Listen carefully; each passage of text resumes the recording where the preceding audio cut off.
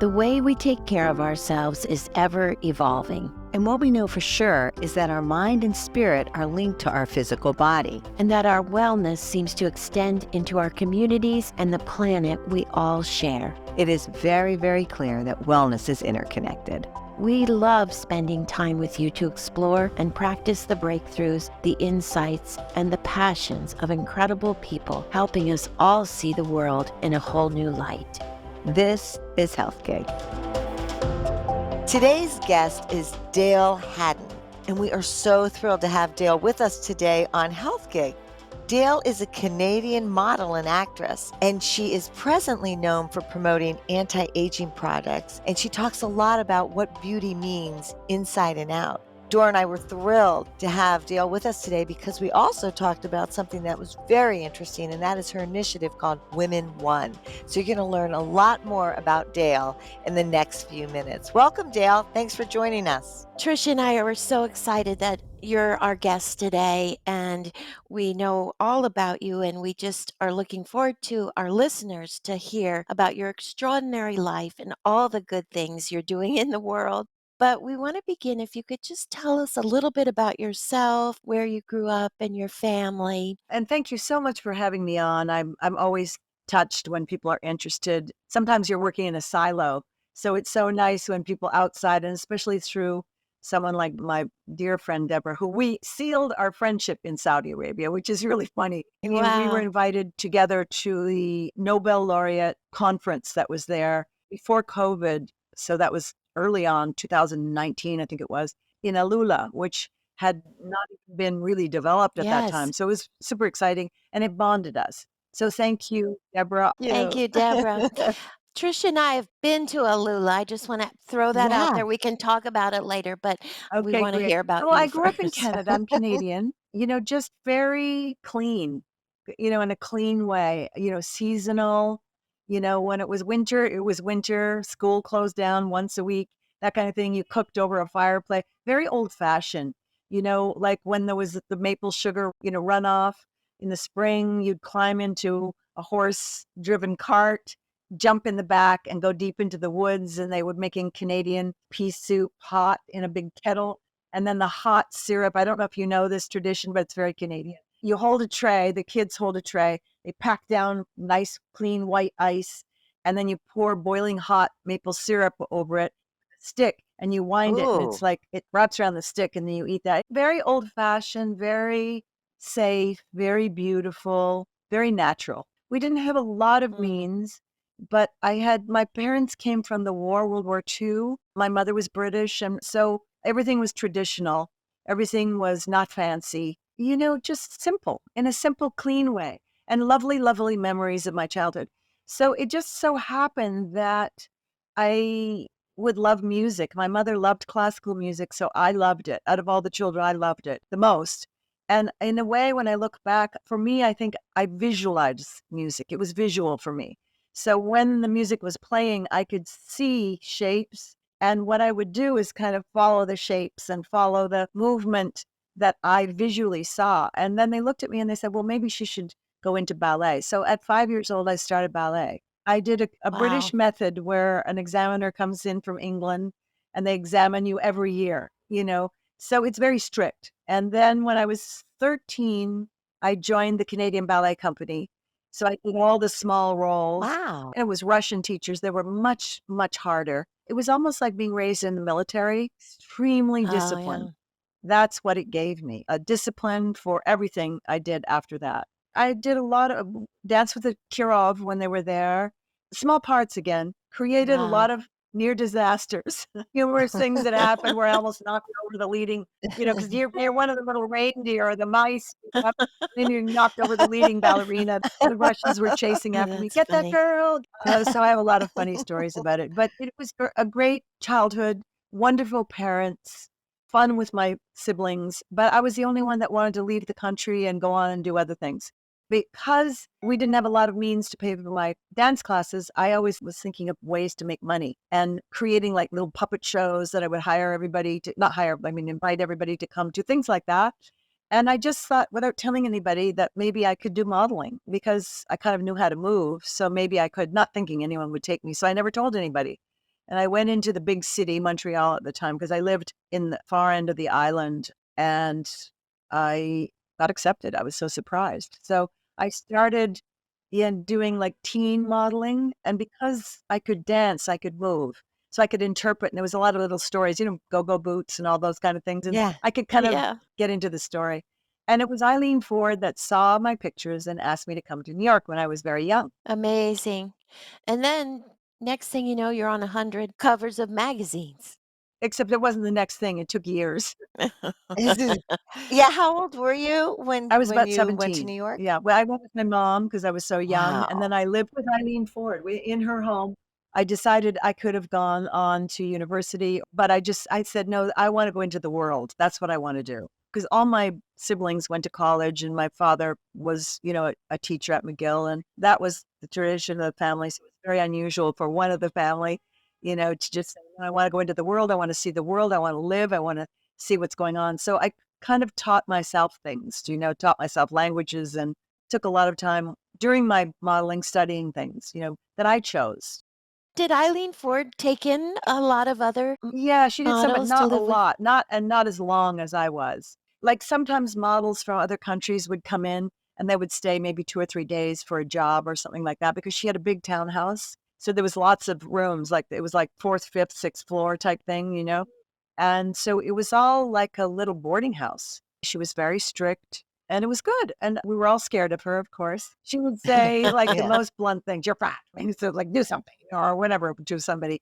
She would do stuff like that. And so it was strong, but it was really behind you to do whatever you wanted to do and Right. how you wanted to do it. Because I remember it was a certain point where I had tested and tested. That's where do photos with a photographer that's trying to get on the map and you're trying to get on the map. So you come together on your off days with clothes and you try to do what's called test pictures that will get you a job.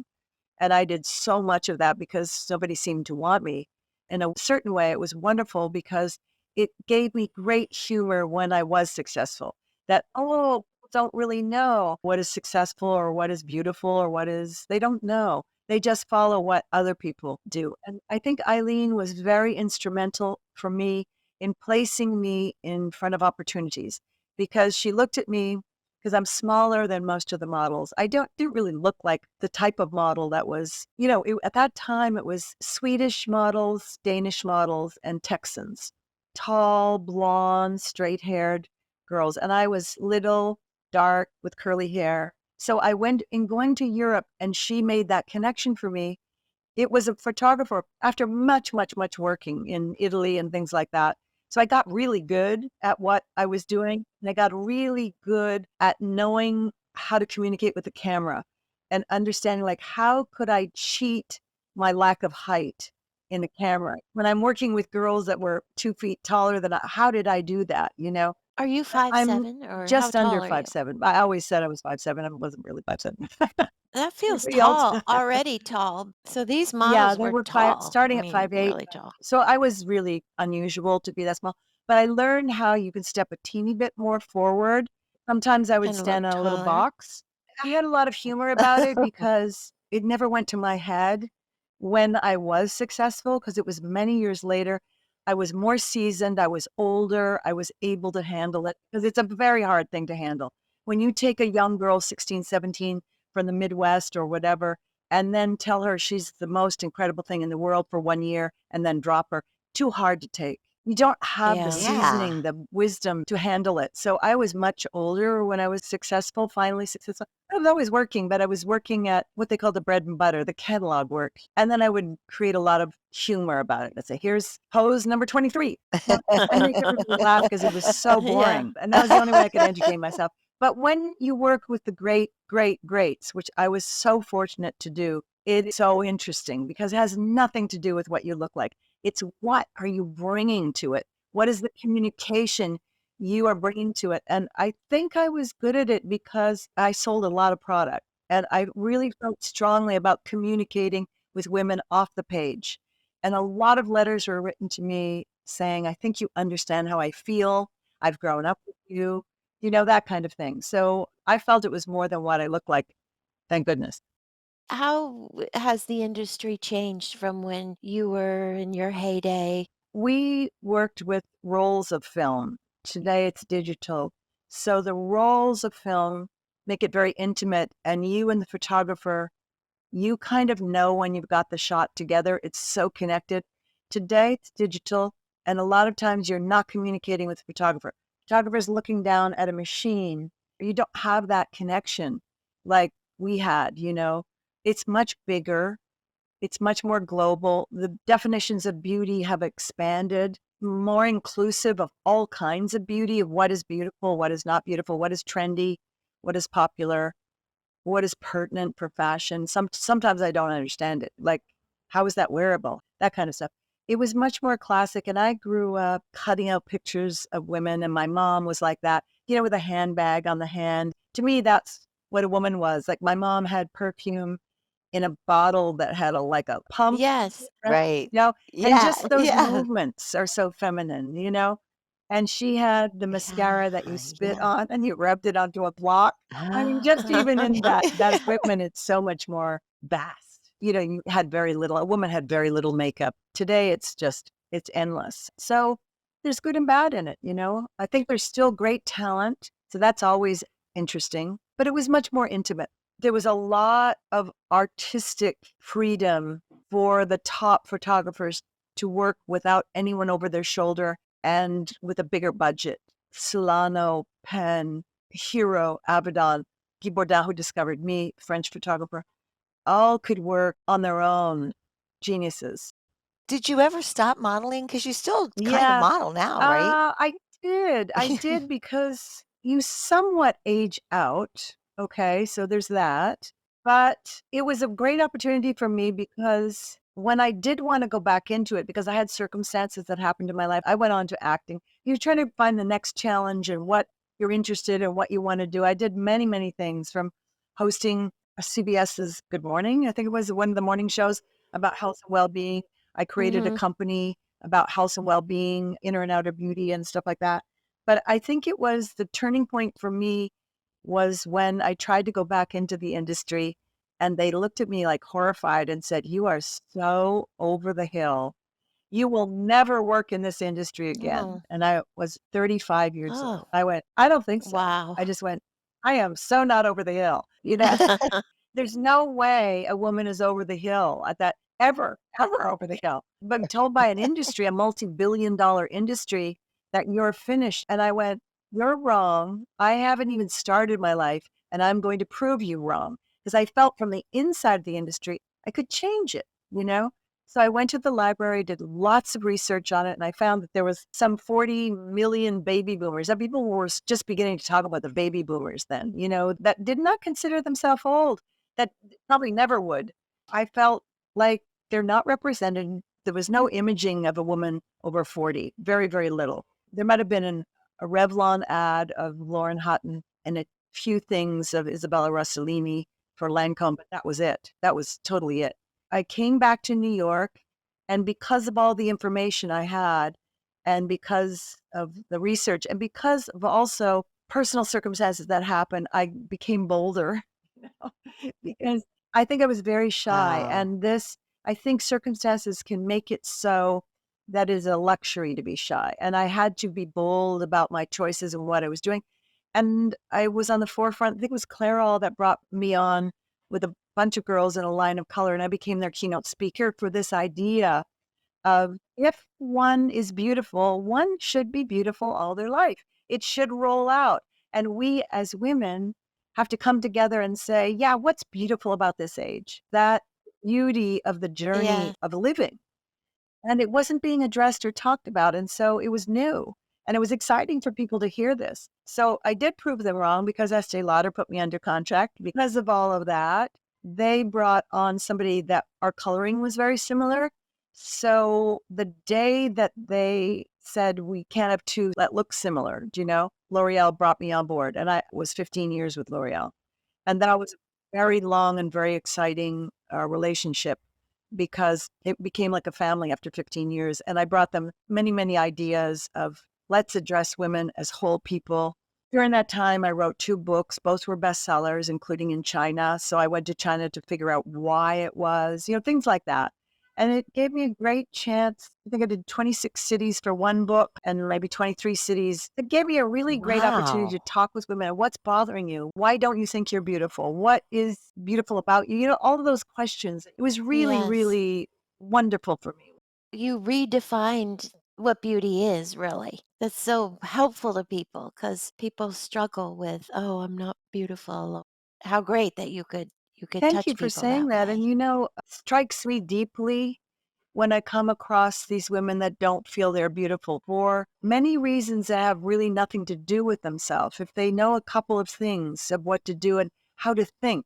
So I think those have to go together. I had another company, Talbot's, I'm sure you know that, that sent me all over the country addressing women. And that was very powerful because I would go into the store, they would announce that I was going to be there. I would pull things I thought were fabulous because they were doing some fabulous things. You just had to know how to wear it. Then the women would come, and then women would come up to me and say, "Can't do anything for me like this." And I, like a challenge. And I went, "Why is that?" She said, "Because I'm not beautiful like that, you know?" I'm going, whoa, like that's a solid, strong statement to make about yourself, you know? So I said, "Well, what's your lifestyle?" Asked a few questions.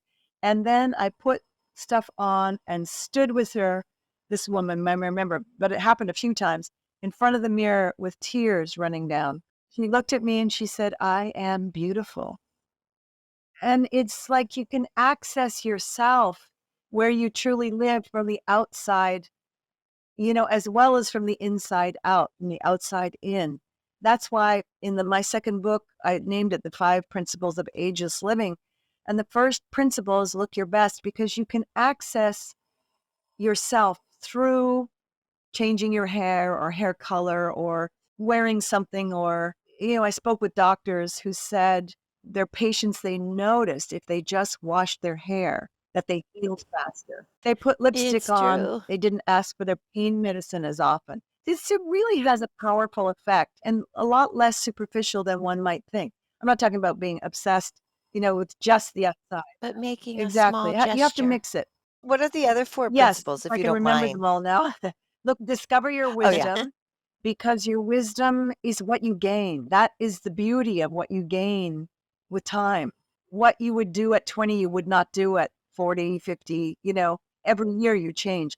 Right, Discover your wisdom, honor your body. You have one body. It's a vehicle, it's a car, you know, and some people get Yeah. blessed with some kind of body, but you still have a vehicle, and that's the one that can move you around and hug people. And it's right, extremely important to honor your body through eating well, sleeping well, thinking right thoughts, exercising. Those are just basics. But without a body that's in shape, without a body that can do your bidding, so to speak, then the right, spirit, where who you truly are, is restricted because people that have disabilities prove us wrong in that area because they go beyond the restrictions, you know. So that's another conversation which is Yes. completely inspiring. and you talk about that we are spiritual beings having I an do, I human do. I experience, I right? firmly believe that. And that these bodies are so important for that spirit to be able to experience what that spirit or soul needs to experience in this Exactly, lifetime, because we right? are here to learn.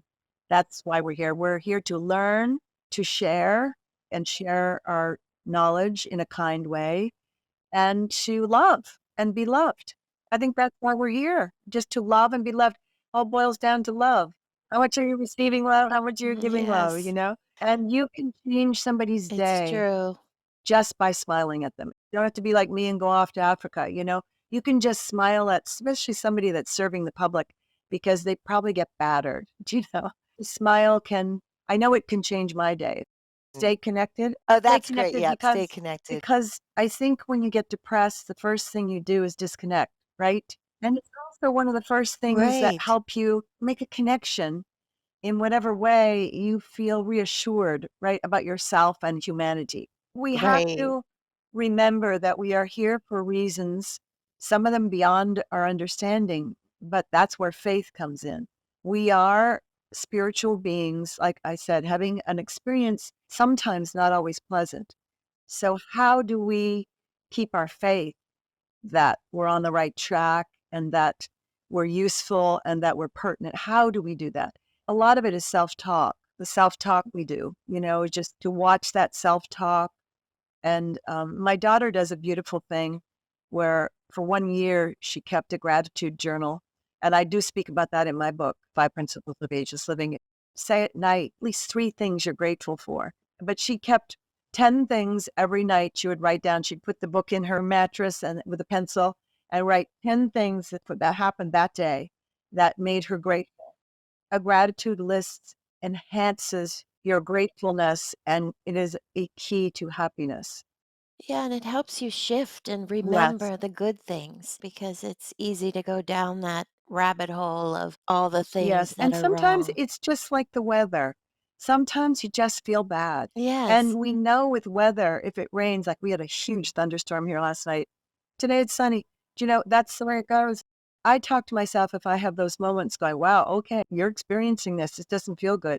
It'll pass. Do you know, this too shall pass. I think you have to do that self talk and then just say, what is the key that could shift? It's usually the simplest is take a walk or exercise or be in nature Or as you or said, connect, call a friend. call a Exactly. friend. I love the saying, keep good company. We Yes. have to, especially in these times, watch who we're spending time with and what are they saying to us, because that might not be conducive for your health and your well-being, your mental health. So, in your second act, as Tricia called it this morning, she said, we really want to talk about your second act, which is when well, what is your second act? You've started this amazing organization called Women One. So, tell us about Feels like a that. third act or a fourth act. I know, it does. And it's like it's all kind of blending. Your I acts think are it's blending. important to keep interested. And I think it's important for people, but especially for women, not to feel that it's over. It's over because of a number. It's over because you got divorced. It's over because somebody left you. It's never over.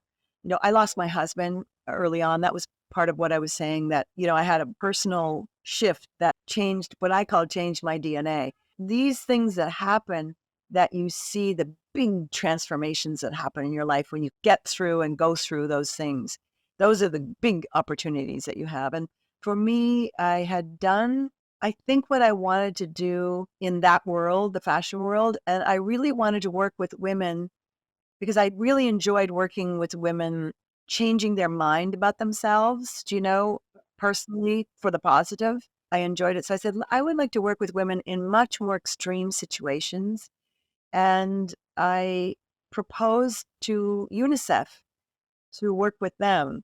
And at first, they said, well, we need the magazines to accept our stories. So I sifted through all the different stories, would pick out the stories that really connected with me. And then I would go to the editors of the magazines. At that time, magazines were really powerful, and say, look, I think we should do a story on this, blah, blah, blah.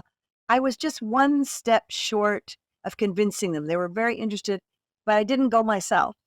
So I went back to UNICEF and I said, you know what I think what the problem is I need to go myself so that it's firsthand, not secondhand, the story.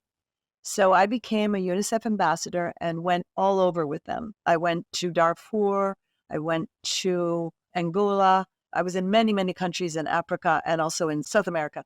I learned a lot from them, like extraordinary organization. And I went with other organizations too to the Congo, and that was more dangerous because we were held up by gunpoint. It didn't have the protection, the level of protection that UNICEF has. UNICEF, you have to go through grueling tests for some of the areas like Darfur to go through to make sure it's safe. It can be very unsafe. And some of the places are really not what we're used to, can be very dirty, and it's not for everybody. And another organization I went to, I saw babies strapped to their back, to mothers' backs, mothers that had walked all night for this rural clinic. And at that rural clinic we were visiting, the doctor pulled me aside and said, could you help us? We need 2 microscopes. I thought, that's pretty easy, so I could ask for that. And what happened was the organization that I did travel with at that time said it's too small for us. We would love to help, but that's too small. We just do much bigger things.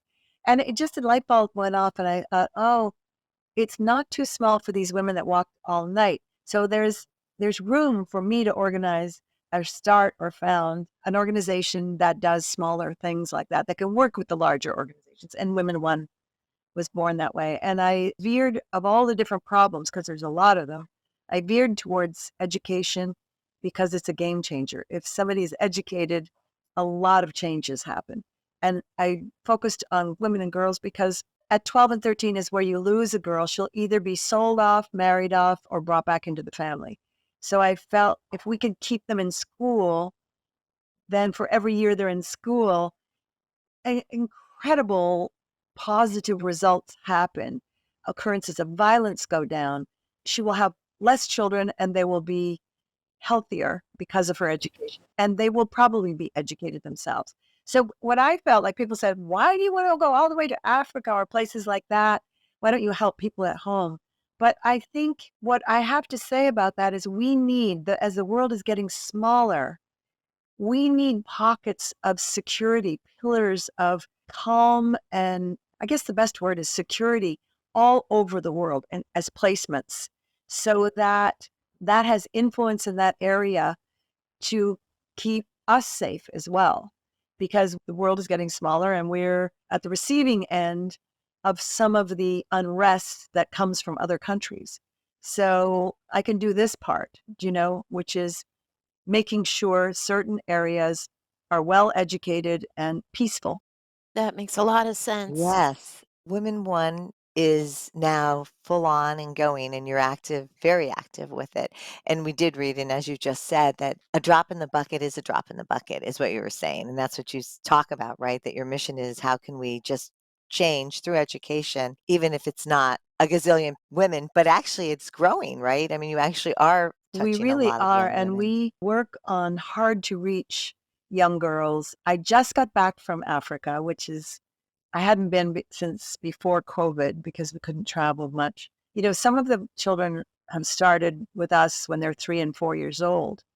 And we have partners on the ground in Nanyuki, Kenya, primarily focused on Kenya, but we've functioned in 6 countries, including with Syrian refugees in Azraq and the other refugee camps in Jordan and Turkey. So I'm seeing these children now, especially this young girl, Jackie, who we knew when she was 10. I think she came in at 8 years old. And I've known her since she was 10. She's now 19. I got some of the beauty companies. This is another thing from that area of my life. I kind of pull them in and convince them or inspire them to do what they can do to make a difference. And LVMH, the luxury company, did a 6-month program, like a mentoring program for my girls. Because of that program and the support they got from the different organizations, which has been incredibly helpful to have that financial support as well. She dared to apply for a MasterCard scholarship. Didn't tell anybody, but because of that mentorship, she got much more courage and she won it. And so here, MasterCard Wow. Foundation was one of our sponsors. So probably sponsored her when she was 10. And now she won the leadership scholarship in Rwanda.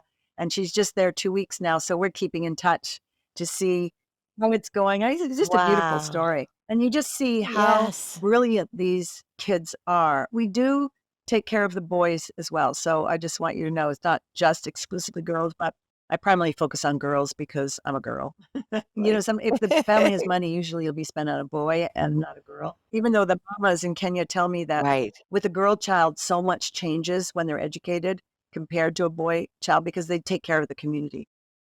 What has been your favorite program that you've worked over the years? We did a partnership with Duke University, taking their top students who mentored for 6 months Syrian refugees in Zatari, which is the second largest refugee camp in the world. And it was a media and leadership workshop. And it was brilliant because we gave the girls cameras, inexpensive cameras. We asked them to film and photograph what they couldn't speak about. Now they had lost everything, so suddenly it put them into a position of power, of control, when everything was out of their control. They were in control.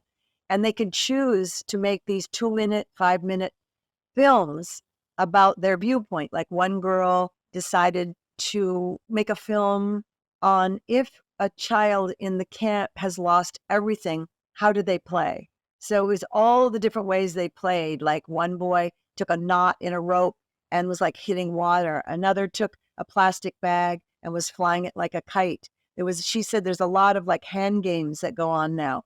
Another one, she said she noticed her sister was leaning back against the wall and was like bicycling her feet. She didn't have a bicycle, but she remembered the movement of a bicycle, you know? So all that was filmed. And there were some really moving films and they won. We put them in a lot of different, you know, award systems and they won a lot of awards, those films, including Sundance.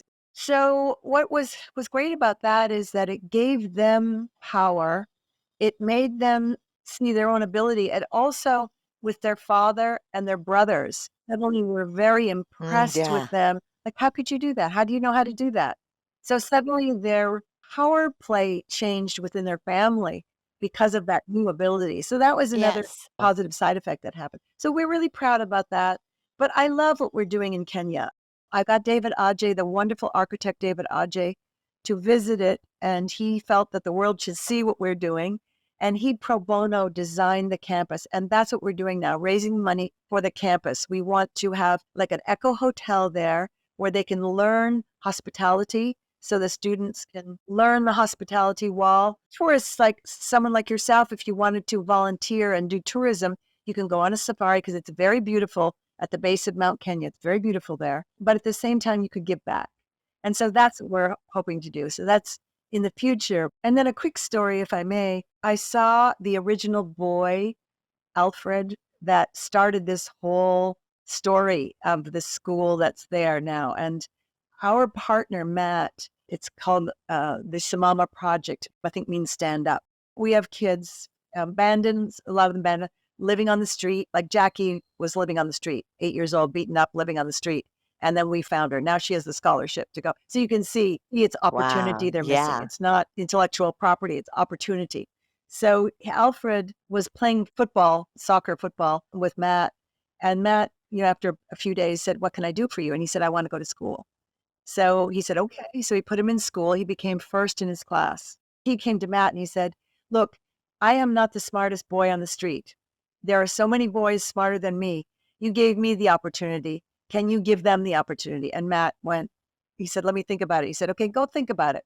A week later, he came back. He said, "Did you think about it?" Matt was saying to me, "That's all I thought about. 3 boys. I'll take 3 boys, you know?" And so the boy said, "Okay." Alfred said, "Okay." Came back with 10 boys. So Matt Oh, said, "Okay, okay." He said, "Okay, I'll help. I'll mentor and you mentor them to get them up to speed." All 10 boys made top in their class. Alfred made top Wow. in the county. Alfred went on to university studying Wow. agriculture, which he's interested in, worked with a big company, and the company wanted to take him on because he was so good. And he said, "I want to go back to Nanyuki, where we are. I want to go back there and work there." So Matt gave him a plot of land. He's raising the vegetables and everything for the kids so that they have the food. And it's so successful, they expanded it. Now he has an idea. He goes to Matt and he says, "Those boys we missed that are now living on the street that didn't get into school, they're in their 20s. I want to mentor them in agriculture." So now we're rescuing another Wow. wave of kids that would have been bypassed. That is Yeah, very really cool. it was a cool. beautiful, you Really asked me about programs. amazing. It was a beautiful, unintentional benefit that happened because of helping that one boy, you know? I mean, we help individually several hundred, but the impact in the communities is over 5,000.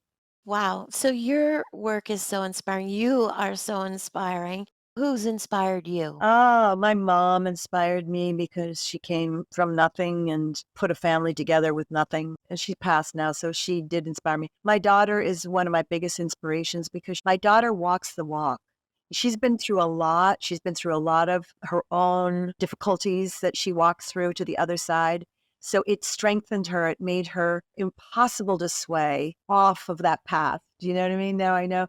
I trust her opinion. She's deep, wise, and loving. A great mother. She's a mother to 4 children, which is a lot. 2 marriages, 4 children, it's a lot. So she's raised 2. Now she's raising 2 more. Her commitment is of the highest, like, you know, the highest order. You know, her commitment is to her spirit. That's her commitment. And Yeah. then her commitment is to helping in the best way she can anyone that comes across her path, spiritually, mentally. So her time is devoted to that, her family. So her, and then I come across wonderful, wonderful people like who we spoke about before. Princess Rima to me is an extraordinary woman because, first of all, she's the first Saudi ambassador to the United States. Her father was ambassador to Prince Bandar was ambassador to the United States, but she's the first woman ambassador. Now there are other female ambassadors from Saudi, but she was the first one. And what I love about her is that she is grounded in her truths and beliefs, but she retained a gentleness and a femininity. She retained her feminineness. What I understand is the Crown Prince calls her often to be there because I would think, I don't know, I would think that presence, that female presence is needed within that very male flow that happens, because I've seen her in action and she just is the real deal. She inspires me a lot. I've spent some time with her. I like her ideas about health and well-being in women, how she's so pro-women. And she says, I'm not sporty, but I'm really pro-sports. Yes, But I'm not sporty. exactly. Don't ask me to be sporty. And she's just someone I like spending time with because her brain is going on the global scene. And I like that too, because if I can unite through people I meet and unite players that can support and help each other, like I just have this wonderful idea I'm really hoping to put together by meetings that I met with different people that will benefit many, many people. And that's what you want to do. I like that my Women One is small enough that I know the names of the students. And I have, like, in front of me, all of their profiles. I study them, I learn them so that when they're mentioned to me, I know, well, can we help this person? I have two of my girls that said, should you please be my mom? Now, one of them has such chutzpah that she said, I'm going to set up a regular Zoom call once a week that you and I speak as you are my mom now. So you have Oh, those to deal with too. So I oh, like that, not yeah. deal with, I don't mean it that way. Manage. But Right, I right, right, right. also love the idea of if I know the president of this company,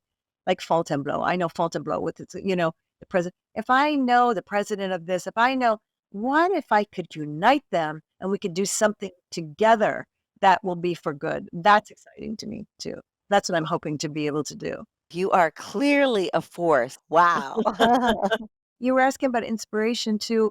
It's the people that go on at all odds that inspire me. They might not have the spotlight on them. They might not be on the cover of a magazine. So they're unsung heroes or heroines.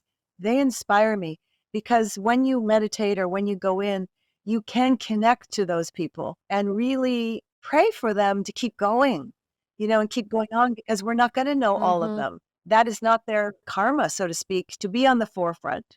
If one is on the forefront, we have to hold the light for them as well.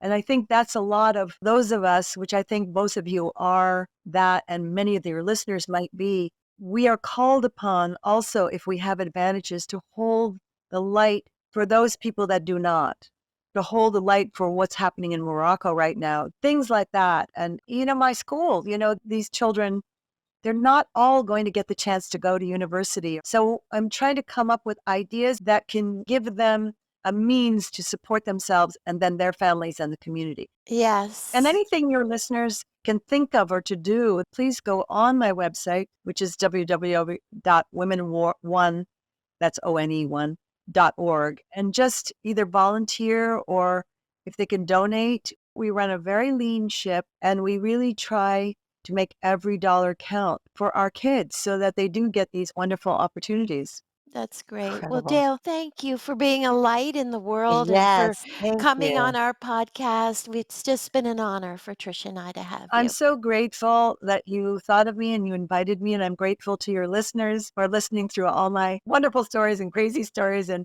pieces of my life. So thank you so much for all of you for having me on. Thank you. Thank you for joining us on Health Gig. We loved having you with us. We hope you'll tune in again next week.